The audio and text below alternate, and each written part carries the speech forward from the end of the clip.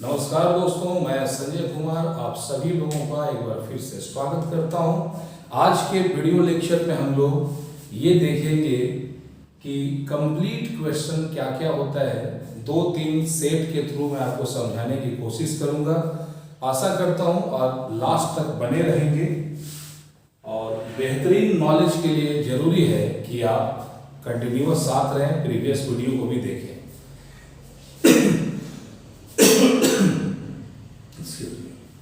हमने देखा एक बैलेंस शीट है जिसमें पार्टनर है एक्स वाई, लायबिलिटी में है क्रेडिटर, कैपिटल एक्स का 10,000, वाई का 20, क्रेडिटर का 20 यानी हो गया 50, और सेम यही एसेट्स में भी है। अब क्या बोलता है, पहला एडजस्टमेंट बोलता है कि मान लो वाई रिटायर कर गया, वाई रिटायर कर गया, और सेकंड पार्ट बोलता है लैंड 30,000, बिल्डिंग 60,000, क्रेडिटर है आपका 30,000। नेक्स्ट दिया हुआ है आपको गुडविल, जब रिटायर हुआ है लोग तो उस समय का गुडविल मान लो है 50,000। ये हमारा क्वेश्चन हो गया। हर क्वेश्चन जो होता है वो 2 पार्ट में बटा होता है, एक आपका बैलेंस शीट होगा और दूसरा आपका एडजस्टमेंट होगा। क्लियर है? अब मेरे को ये देखना है कि यहाँ हमको नंबर 1 सबसे पहले रीवैल्यूएशन अकाउंट बनाना है। तो हम जैसे ही रीवैल्यूएशन बनाएंगे तो बनाते हैं, जैसा आपको मालूम है कि रीवैल्यूएशन का मतलब होता है अगर टाइम चेंज होने के कारण एसेट्स और लायबिलिटीज का वैल्यू चेंज करता हो तो, और उस वैल्यू चेंज करने के कारण अगर लॉस होता है या प्रॉफिट होता है तो उसको हम लोग रिकॉर्ड करते हैं। देखो जरा, लैंड पहले था 20,000, अब आज है 30,000। ये पार्टिकुलर लैंड पहले था 20 और आज है 30,000। तो हम देखेंगे कि हमारा यहाँ प्रॉफिट हो रहा है तो हो जाएगा बाय लैंड 10,000। उसके बाद है बिल्डिंग, पहले था बिल्डिंग 30,000, अब है 60,000। तो बिल्डिंग में हमारा फिर से प्रॉफिट हुआ तो हम लिखेंगे क्या, बाय बिल्डिंग। अब 30 से 60 हुआ यानी कि 30,000।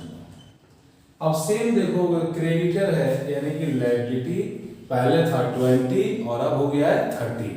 तो लायबिलिटी जब भी बढ़ता है तो ये हमारे लिए लॉस होता है, तो हम लिखेंगे टू क्रेडिटर 10,000। अब आपने देखा कि जो भी प्रॉफिट हुआ उसको आपने क्रेडिट में लिखा, जो भी लॉस हुआ उसको आपने डेबिट में लिखा। दोनों का डिफरेंस ले आओ तो 10 + 30 40,000 प्लस द 10, यानी कि यहाँ पे क्रेडिट साइड ज्यादा है तो इस डिफरेंस को हम बोलेंगे प्रॉफिट ऑन रीवैल्यूएशन। ये हो गया भाई 40,000। अब इस 40,000 में से 10,000 का आपका लॉस है यानी बचा 30,000। चाहे बिजनेस में प्रॉफिट हो या लॉस हो, प्रॉफिट हो या लॉस हो, कुछ भी अगर होता है तो सभी पार्टनर्स में बांटा जाता है। यहाँ कोई रेशियो आपको नहीं दिया है, तो नहीं दिया है तो टेंशन नहीं लेना है, उसको आप इक्वल बांट दोगे। तो अगर ये प्रॉफिट 30,000 है तो ये इक्वल यानी इसका आधा जाएगा एक्स में और आधा जाएगा वाई में। ये हो गया हमारा 30,000।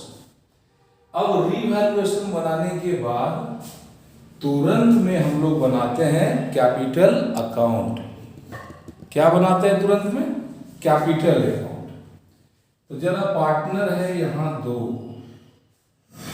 ध्यान देना, कैपिटल जब भी बढ़ेगा तो उसको हम क्रेडिट में लिखते हैं और कैपिटल जब भी घटेगा तो उसको हम डेबिट में लिखते हैं। ये पार्टनर है x, ये पार्टनर है y। तो x और y दोनों के बीच में आपको बांटना है। एक बात याद रखोगे, बैलेंस शीट के अंदर अगर आपको कैपिटल नजर आया, बैलेंस शीट के अंदर कैपिटल नजर आया, तो आपको लिखना है इसको बाय बैलेंस बीडी। कैपिटल है 10,000 और 20,000। चलो बढ़िया है, कोई रिजर्व प्रॉफिट है नहीं, रिवैल्यूएशन में मेरे को प्रॉफिट आया है, तो हम लिख देंगे बाय प्रॉफिट ऑन रिवैल्यूएशन, और ये प्रॉफिट है 15,000 और 15,000। अब यहां गुडविल देखो, फर्म का गुडविल दिया हुआ है आपको 50,000, उसमें से जो रिटायर हुआ यानी वाई रिटायर हुआ, तो वाई का शेयर इसका हाफ हो जाएगा, यानी ये हो जाएगा 25,000। अब एक्स और वाई में अगर वाई रिटायर हो रहा है तो वाई को गुडविल कौन भरेगा? एक्स देगा। गुड, तो लिखेंगे बाय एक्स कैपिटल, वाई के अमाउंट में 25,000, और डेबिट में हम लोग लिखेंगे टू वाइज कैपिटल एक्स में। यहां तक क्लियर है भाई? अब हमको ये क्लोज करना है। क्लोज करना मतलब क्रेडिट का टोटल ऐड करो, डेबिट घटा दो, 5 5 10, 4 3 4 2 6, 60,000। इस 60,000 को कुछ भी नहीं बोला है कि वाई का पेमेंट हम कैसे करेंगे, कैश में दें या क्या करें, तो हम इसको वाई के लोन में ट्रांसफर कर देते हैं। अगर ये आपको पता नहीं हो कि पैसा देना है या नहीं देना है, कुछ भी नहीं बोला है, तो जो भी बैलेंस होगा रिटायरिंग पार्टनर्स का, उसको आप लोन में ट्रांसफर कर दोगे, ठीक है। और बाकी जो बच गया उसको हम लिखेंगे बैलेंस सीडी। सीडी मतलब जो बचा हुआ है उसका कितना है, तो 25,000 इधर और इधर भी 25, इसका तो सीडी हो गया नील। ऐसा ये नॉर्मली नहीं होता है, लेकिन ये क्वेश्चन अपना था इसलिए हम लोग देख सकते हैं। पहला रिवैल्यूएशन बनाना है, फिर कैपिटल बनाना है, और उसके बाद हम लोग बनाएंगे balance sheet. Balance sheet after retirement. जरा गौर से देखो, यहां वाई हट गया, वाई का कैपिटल की जगह लिखा जाएगा वाइज का लोन 25,000।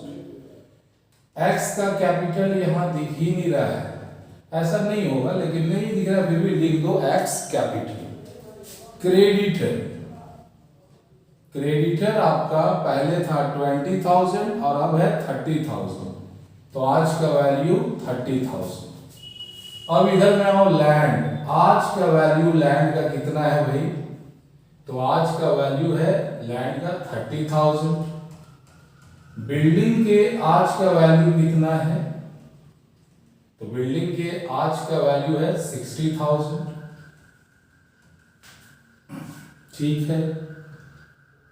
अब सवाल ये उठता है कि क्या हो रहा है।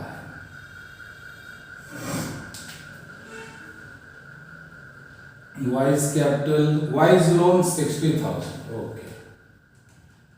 अब दोनों साइड ऐड करो, अगर ये दोनों साइड इक्वल हो गया, इसका मतलब है कि हम लोगों का ट्रीटमेंट बिल्कुल सही है। तो देखो जरा बैलेंस शीट, बोथ साइड 90,000 है या नहीं है, क्लियर। आपको 3 चीज बनाना है, revaluation account, partners capital account, और उसके बाद बैलेंस शीट। ये तीनों बनाओगे, सही तरीके से पोस्टिंग करोगे, तो लास्ट में जो बैलेंस शीट है वो अपने आप दोनों साइड इक्वल हो जाना चाहिए। अगर वो इक्वल हो गया तो ये माना जाएगा कि आपने बिल्कुल सही बनाया है, और अगर वो इक्वल नहीं हुआ मतलब इसमें कोई ना कोई गड़बड़ी हो चुका है। तो अभी तक आप लोगों ने बहुत ही प्रेम से सुना, देखा, सपोर्ट किया। आप सभी लोगों को धन्यवाद। मिलते हैं नेक्स्ट वीडियो में। जय हिंद।